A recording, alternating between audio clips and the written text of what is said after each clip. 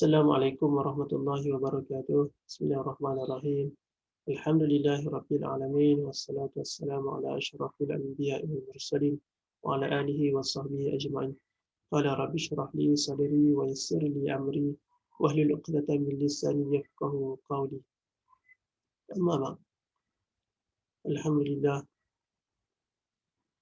terima kasih kepada guru kami yang mulia Dr. Wan Ubaidillah, seterusnya sahabat-sahabat, rakan-rakan seperjuangan yang sama-sama berjuang dalam semesta ini.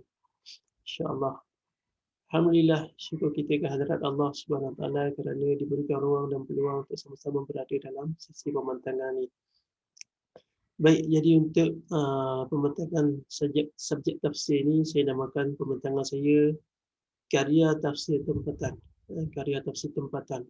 Dan dalam pembincangan ini, insyaAllah, saya akan fokuskan kepada 4 topik yang utamalah ataupun 4 bab yang utama, iaitu pertama, pengenalan kepada karya-karya tafsir tempatan. Saya akan pilih 4 karya tafsir tempatan untuk diperkenalkan. Seterusnya, daripada 4 karya tersebut, saya akan pilih 2 karya klasik untuk diulas ataupun dijadikan untuk review.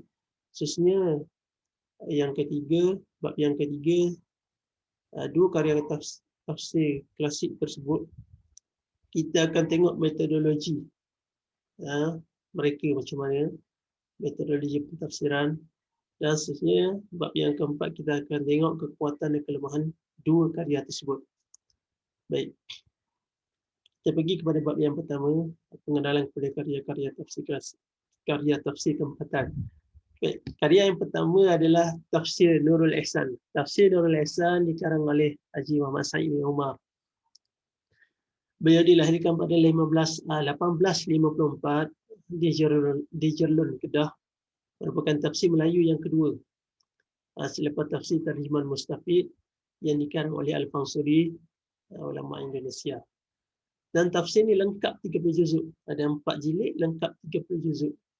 Dicetak pertama kalinya pada tahun 1930 dan sampai ke hari ini masih lagi berada di pasaran dan dijadikan sebagai bahan kuliah di Masjid Surau dan juga silibus di pondok-pondok. Seterusnya, yang kedua adalah Tafsir Pedoman Muttaqin oleh Profesor Dr. Abdul Hayy Abdul Syukur. Beliau dilahirkan pada 1947 di Pasir Mas, Kelantan. Bukan tafsir Melayu kontemporari, tafsir yang sangat terkini lah. Saya rasa di kalangan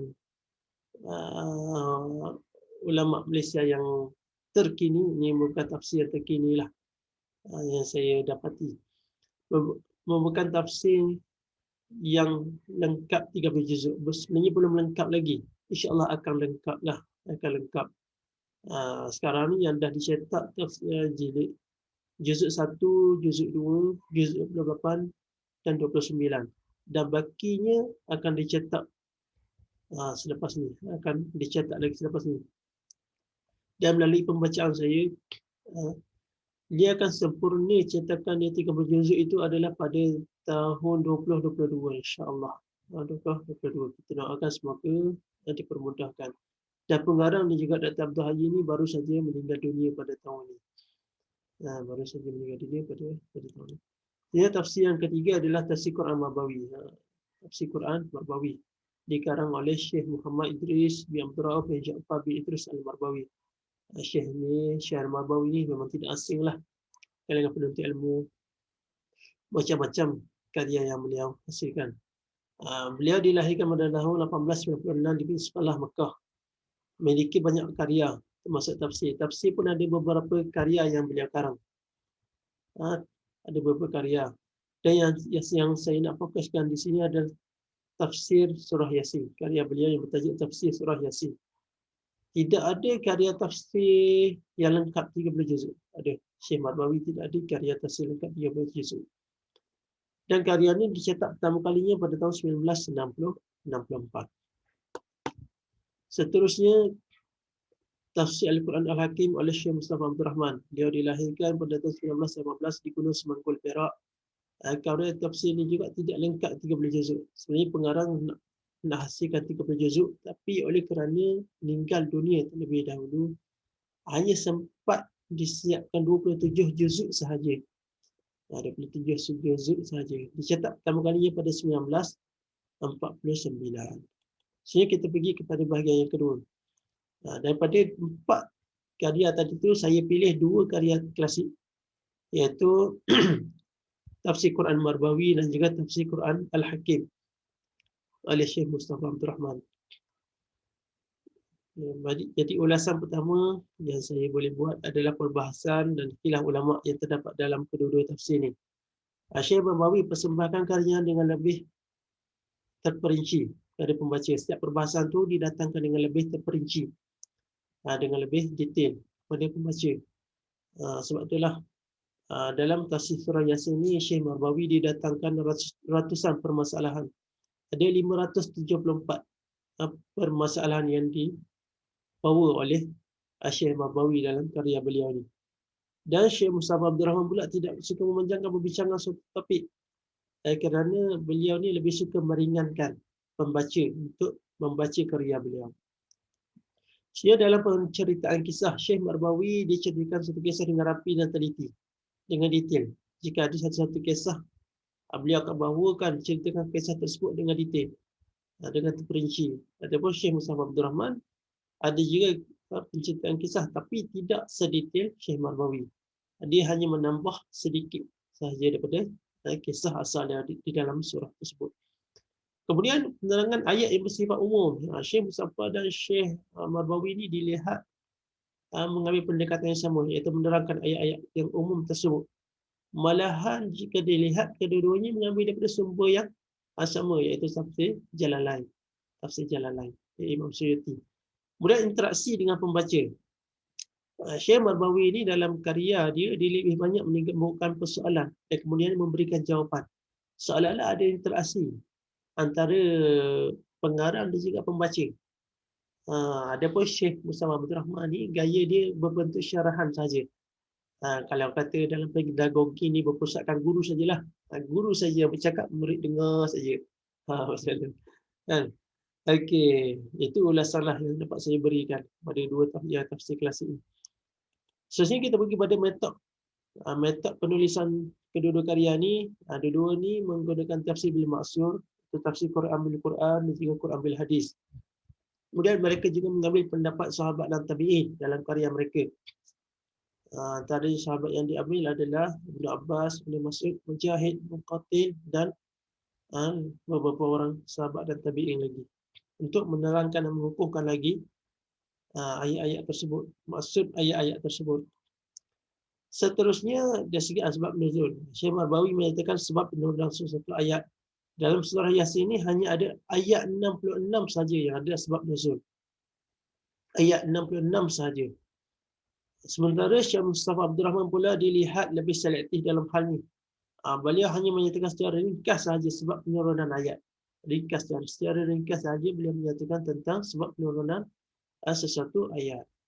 Kemudian berkenaan dengan ayat-ayat hukum, Syekh Marbawi dibawakan perbincangan secara ringkas terhadap hukum yang terkandung dalam suatu ayat berdasarkan pandangan ulama dan mazhab fiqh. Begitu juga dengan Syekh Mustafa Abdul Rahman, juga turut menyentuh berbagai aspek ayat-ayat hukum berdasarkan pandangan ulama. Dan Syekh Mustafa ni dia terbuka, dia tidak terikat dengan mana-mana pandangan saja, dia terbuka, dibawakan pelbagai pandangan dalam karya beliau.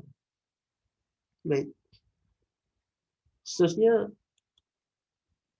bab yang seterusnya, kekuatan karya, kekuatan dan kelemahan karya. Jadi saya catatkan di sini dua kekuatan dan dua kelemahan lah.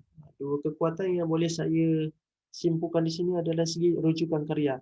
Marbawi dihasilkan karya ini selepas terkesan ketika mentadabbur karya Imam Ar-Razi dan Imam Al-Qurtubi, kata beliau di Mesir dahulu. Beliau baca surah Yasin dalam karya Imam Ar-Razi, beliau terkesan dengan karya Ar-Razi. Itulah tercetusnya sebenarnya untuk hasilkan karya tafsir surah Yasin. Sementara Mustafa Abdul Rahman ni jika dilihat menjadikan karya ulama Islah sebagai rujukan, iaitu tafsir Al-Maraghi dan juga tafsir Al-Mana oleh Syekh Muhammad Rashid Ridha sebagai rujukan. Dia terkesan dengan gaya ulama islah, termasuklah pemikiran guru beliau, Tuan Guru Haji Abdullah Fahim. Yang kedua, tiada unsur Israiliyat. Kedua-dua karya tersebut tiada unsur Israiliyat yang dibawa, tidak memasukkan sebarang riwayat yang bersumberkan Israiliyat. Kemudian penulisan tafsir. Ini kelemahan. Penulisan tafsir Marbawi ini dilihat lebih panjang dan mungkin dari satu sudut memberatkan pembaca lah untuk membaca sebab dia terlalu detail. Adapun Mus'haf Abdul Rahman ni terlalu santai dan terlalu ringkas. Mungkin boleh jadi pembaca akan rujuk kepada kitab-kitab yang lain untuk dapatkan lebih maklumat. Dan seterusnya, kelemahan yang kedua yang saya sempat ambil adalah kedua-dua karya ni tidak lagi diulang cetak yang terkini. Tapi melalui pembacaan saya yang terkini, saya pun dapat last minute maklumat ni, di mana karya tafsir Mustafa Abdul Rahman, iaitu tafsir Al-Quran Al-Hakim, sebenarnya dah dikemas kini oleh Profesor Datuk Dr. Zulkifli Yusof, CQR di UM. Kalau tidak silap saya dah lengkap 30 juzuk, alhamdulillah dicetak. Maklumat saya baru dapat, tak sempat nak masukkan, Allah Akbar.